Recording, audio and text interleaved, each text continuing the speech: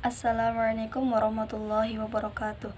Perkenalkan, saya Ulfa Alfianti dengan NIM 2141104002121. Tujuan saya membuat video kali ini untuk memenuhi jawaban UAS sumber belajar PAI berbasis multimedia.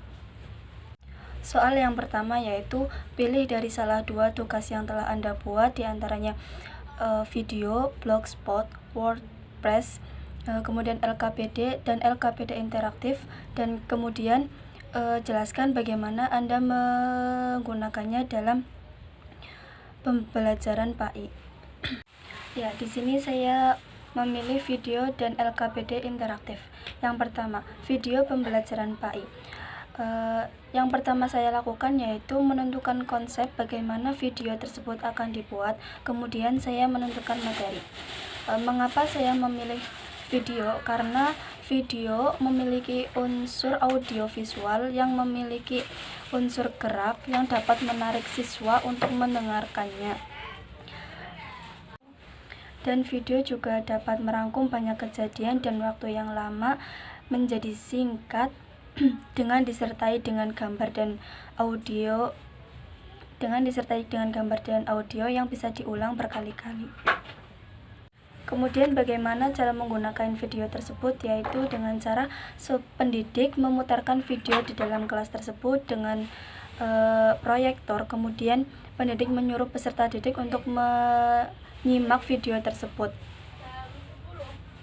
Kemudian setelah mendengarkan atau menyimak video tersebut bersama-sama, setelah selesai pendidik bisa mengulas materi kembali. Yang kedua yaitu LKPD interaktif. LKPD sendiri merupakan kepanjangan dari lembar kerja peserta didik. LKPD yang saya buat di sini berisikan tentang materi haji dan umroh. Lembar pertama yang saya buat yaitu untuk siswa mengisikan identitas diri mereka seperti nama dan kelas. Kemudian selanjutnya saya tampilkan link YouTube agar mereka memahami dan mampu memahami materi apa yang saya berikan. Kemudian saya membuat beberapa pertanyaan di dalamnya untuk dijawab oleh para siswa. LKPD merupakan bahan ajar yang dapat digunakan sebagai panduan belajar. Tujuan saya membuat LKPD yaitu yang pertama untuk menyajikan bahan ajar yang memudahkan siswa untuk memahami materi yang telah diberikan. Kemudian yang kedua yaitu menyajikan tugas-tugas guna penguasaan siswa terhadap materi yang telah diberikan. Kemudian yang ketiga yaitu untuk melatih kemandirian belajar siswa. Keempat yaitu memudahkan pendidik dalam memberikan tugas. LKPD juga memiliki fungsi dan tujuan utama yaitu sebagai media pembelajaran yang dapat digunakan untuk memaksimalkan proses pembelajaran dalam rangka menyampaikan tujuan pembelajaran di kelas. Untuk menjawab pertanyaan yang nomor 2 yaitu saya membuat flowchart LKPD interaktif, di mana di dalam flowchart tersebut terdapat 3 menu, yaitu menu identitas, menu materi, dan yang ketiga menu evaluasi. Sebelum memasuki menu identitas, sebelumnya ada menu start, di mana di menu start itu untuk masuk ke dalam menu identitas, yaitu menu awal untuk menuju ke menu identitas. Untuk memasuki menu yang pertama yaitu menu identitas, di mana peserta didik di situ diminta untuk mengisi identitas diri seperti nama, kelas, dan nomor absen. Untuk menu yang kedua yaitu menu materi, di mana di dalam menu materi ini saya membagikan link video atau membagikan materi tentang haji dan umroh. Di sini peserta didik diminta untuk menyimak video atau membaca materi yang telah pendidik bagikan.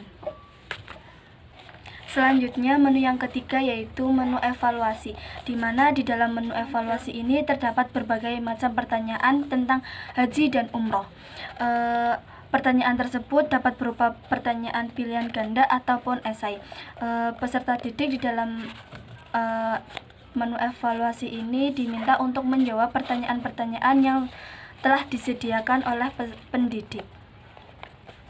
Kemudian setelah peserta didik telah selesai mengerjakan soalnya, peserta didik diminta untuk mengklik tombol selesai, dan dimana setelah peserta didik mengklik tombol selesai, maka di situ akan muncul juga nilai yang tertera, nilai hasil akhir peserta didik dalam menjawab soalnya. Nomor 3, untuk jawaban yang nomor 3 yaitu saya akan menjelaskan 3 aplikasi Android yang dapat digunakan sebagai sumber belajar PAI. Aplikasi yang pertama yaitu Maktabah Syamilah. Maktabah Syamilah ini merupakan aplikasi Android yang dapat digunakan untuk mentakhrij hadis dengan mudah menggunakan Maktabah Syamilah. Saat ini pembelajaran hadis dimudahkan dengan kehadiran sejumlah teknologi digital. Salah satunya yaitu membantu proses pembelajaran hadis adalah software Maktabah Syamilah. Dengan Maktabah Syamilah, kita dapat mencari berbagai hadis dari berbagai macam kitab, dan di aplikasi ini disajikan secara lengkap. Tapi Maktabah Syamilah ini juga memiliki kelemahan, yaitu menggunakan bahasa Arab. Bagi yang tidak paham dengan bahasa Arab, pasti akan kesulitan menggunakan aplikasi ini. Yang kedua yaitu aplikasi NU Online. NU Online merupakan aplikasi resmi Nahdlatul Ulama yang fokus pada layanan informasi dan keagamaan. NU Online merupakan aplikasi ibadah dan belajar Islam terlengkap yang menekankan kemudahan, kualitas, dan kreativitas. Fitur-fitur yang tersedia di dalam aplikasi NU Online yaitu tata cara atau ketentuan dari satu Al-Quran yang dilengkapi dengan terjemah Latin dan tafsir. Yang kedua ada doa dan wirid lengkap. Yang ketiga ada jadwal sholat. Yang keempat arah kiblat, dan yang kelima ada ziarah kubur dan bacaannya. Kemudian aplikasi yang ketiga yaitu Marbel Pendidikan Agama Islam. Aplikasi Marbel Pendidikan Agama Islam yaitu dapat memenuhi kebutuhan anak muslim lengkap dengan Al-Quran, nama-nama nabi, pengalaman, Asmaul Husna, dan lain sebagainya. Marbel Anak Soleh merupakan aplikasi pendidikan Islam untuk anak usia 4-8 tahun. Aplikasi ini sangat membantu anak-anak dalam belajar mengenal Islam dengan cara yang menyenangkan. Marbel Muslim Kids dilengkapi dengan suara pendukung untuk memudahkan anak-anak belajar, sehingga tidak perlu khawatir jika anak tersebut belum bisa membaca dengan lancar. Bersamaan dengan Marbel, anak-anak bisa belajar banyak hal dengan cara yang menyenangkan dan mudah. Di dalam aplikasi ini terdapat berbagai macam pembelajaran, seperti anak-anak dapat mengenal huruf hijaiyah, nama-nama buah, nama-nama sayur, hewan, alat-alat transportasi, warna, dan masih banyak lainnya. Dalam aplikasi ini terdapat paket edukasi anak muslim, yaitu diantaranya mereka dapat belajar rukun Islam, rukun iman, malaikat, kemudian mengenal 25 nabi, mengenal angka Arab, kemudian mengenal huruf hijaiyah, tata cara tentang wudhu, belajar tata cara tentang sholat, dan lain sebagainya. Aplikasi Marbel ini menggabungkan beberapa konsep belajar dan bermain menjadi satu, sehingga melahirkan cara belajar yang lebih menyenangkan.